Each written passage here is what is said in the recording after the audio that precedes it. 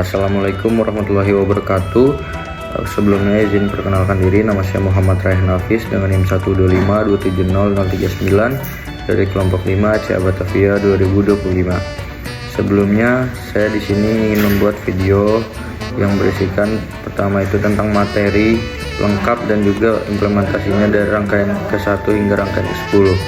Lalu yang kedua, saya akan menginformasikan nama ketua umum dari angkatan pertama hingga sekarang. Lalu yang ketiga itu saya akan memberikan nama tim kaderisasi dari angkatan 2023 dan juga 2024. Lalu yang keempat itu penjelasan dari wawancara yang sudah saya lakukan dari angkatan maupun tim BPH. Lalu yang kelima itu saya akan menjelaskan dan memberikan apa yang saya dapat dari mentoring. Dan yang pertama saya akan mulai dari rangkaian pertama, yaitu pembahasan tentang sejarah Batavia dan juga organisasi. Sejarah Batavia sendiri itu diawali dengan kalimat yaitu Javatera. Javatera itu dipelopori oleh Bang Haris pada tahun 2016 dan akhirnya dipecah menjadi dua bagian, yaitu Batavia Tera dan juga Bumi Pasundan. Dan Batavia Tera sendiri terdiri dari lingkup Jadetabek, sedangkan Bumi Pasundan itu terdiri dari lingkup Jawa Barat. Kemudian selanjutnya itu organisasi itu adalah suatu kumpulan ya dari para individu yang memiliki tujuan bersama dan visi yang sama. Lalu pada rangkaian kedua itu ada tentang materi etika dan moral dan juga kepemimpinan, di mana etika dan moral itu memiliki arti bahwa etika itu merupakan tingkah laku dari seseorang dan moral itu adalah nilai yang harus dilakukan tentang baik atau buruknya. Kemudian juga kepemimpinan itu adalah suatu definisi dari seorang pemimpin, yaitu di mana pemimpin itu bisa memimpin secara bijaksana dan memiliki jiwa kepemimpinan yang bertanggung jawab. Kemudian pada rangkaian ketiga itu adalah pemilihan ketang waketang. Dalam pemilihan ketang waketang itu dilakukan implementasi, yaitu dengan melakukan voting dari setiap calon anggota yang melakukan pemilihan. Dan ketang waketang tersebut melakukan yang namanya presentasi mengenai visi dan misi yang ingin mereka lakukan. Kemudian pada rangkaian keempat itu adalah rangkaian lapangan, yang dimana adanya pengimplementasian dari pos to pos tentang materi pertama hingga materi ketiga, yaitu tentang etika moral, kepemimpinan, lalu juga ada organisasi dan juga sejarah Batavia. Di sana kita diuji dalam pengimplementasiannya. Lalu pada rangkaian kelima itu pembahasan tentang kuliner Betawi, di mana kuliner Betawi itu ada banyak, yaitu misalnya contohnya kayak berpletok, soto Betawi, dan juga kerak telur. Pada materi ke-6 itu yaitu penjelasan dari tentang organigram, di mana penjelasan dari struktur BPH yang diawali dari BPH inti, yaitu ada ketua umum, sekretaris jenderal, sekretaris umum, bendahara 1 hingga sekretaris 1, dan beberapa jajaran dari departemen, yaitu ada departemen eksternal, internal, Medkominfo, dan departemen PSDA.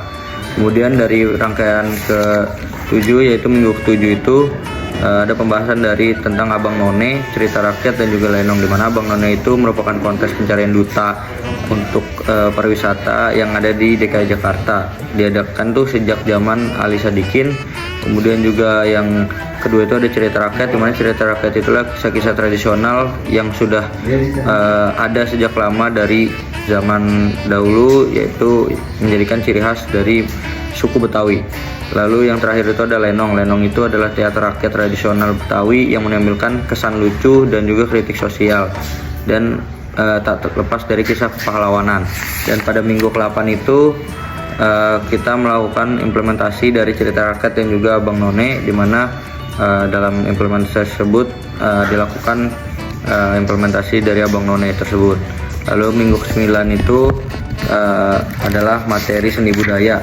Nah, materi seni budaya ini tak semerta-merta secara umum, namun seni budaya itu lebih sempitkan lingkupnya, yaitu seni budaya Betawi, di mana seni budaya Betawi itu ada seni tari, dan seni tarinya itu ada tari topeng Betawi, tari yapong, tari cokek, lenggang nyai, ondel-ondel, dan juga nandak ganjar. Kemudian ada arti dari pakaian-pakaian tersendiri, kayak warna merah, kuning, hijau itu melambangkan semangat yang tinggi. Kemudian hiasan kepala itu dan kembang goyang itu sangat ciri khas untuk suku Betawi. Kemudian kebaya Betawi untuk penari perempuan melambangkan kelembutan, dan baju sadariah atau pangsi dan untuk penari laki-laki menggambarkan kesederhanaan. Kemudian yang terakhir di minggu 10 itu minggu kemarin itu kita belajar tentang musyawarah dan juga teknik persidangan, di mana musyawarah tersendiri itu adalah suatu kumpulan beberapa individu yang dimana melakukan penyelesaian masalah dengan bersama-sama dan sesuai dengan apa yang diinginkan. Kemudian juga teknik persidangan itu bisa dibilang teknik persidangan itu adalah lingkup formal dari si musyawarah tersebut. Oke, selanjutnya saya akan menyebutkan dan menginformasikan ketua umum beserta sekjen, yaitu sekretaris jenderal dari awal Batavia berdiri. Yaitu yang pertama itu ada Bang Adrian diganti dengan Kak Tasya. Lalu yang kedua itu ada Bang Dava Rantaginta, dengan sekjennya itu Bang Aidil Nur Hirmawan. Yang ketiga itu ada Bang Adi Wibowo dengan sekjennya Bang Enrico. Yang keempat itu ada Bang Najwan Putra dengan sekjennya itu Bang Kaan India. Yang kelima atau yang sekarang sedang menjabat yaitu Bang Kevin Alexander Krisel sebagai ketua umum, dan sekjennya itu Bang Rehan Farel Ardan Harahap. Oke, yang selanjutnya saya akan menyebutkan nama-nama dari tim kaderisasi dari angkatan 2023 dan juga angkatan 2024. Yang pertama itu dari angkatan 2023 ada Bang Muhammad Fatur Rahman, dan kedua itu ada Bang Muhammad Nur Iksan, yang ketiga itu ada Kak Maharani Pinkantore, yang kelima itu ada Kak Nabila alias Elsabila, yang keenam itu ada Kak Aliyah Wardani, yang ketujuh itu ada Bang Rapel Peter Koresi. Lalu untuk angkatan 2024 itu yang pertama ada Bang Nurizal Ahmad Sobari, yang kedua itu ada Kak Tesalonika Malau, yang ketiga itu ada Kak Rizka Suci Fahriani, yang keempat itu ada Bang Syahril Zafwan Faki, yang kelima itu ada Bang Kelvin Sugiwangsi, yang keenam itu ada Bang Titian Nathan Pradipto. Oke, selanjutnya saya akan memberikan informasi tentang apa saja yang sudah saya dapat selama wawancara bersama angkatan dan juga tim BPH. Untuk wawancara sama angkatan tuh kebanyakan ngomongin tentang yang namanya alasan mereka masuk Batavia itu karena yang pertama biasanya diajak teman. Kemudian ada juga yang menganggap Batavia itu sebagai rumah mereka. Kemudian ada juga yang menganggap Batavia itu adalah tempat mereka untuk pulang di perantauan.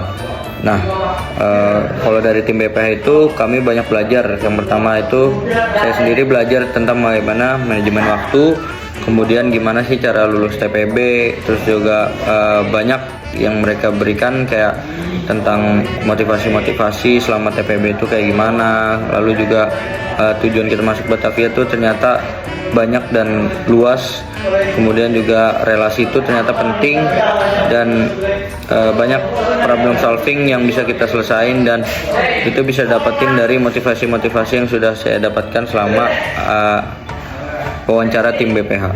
Lalu yang terakhir itu adalah penjelasan selama mentoring. Nah, selama mentoring itu saya diberikan informasi lebih terhadap dari mentor saya itu Kak Nazla.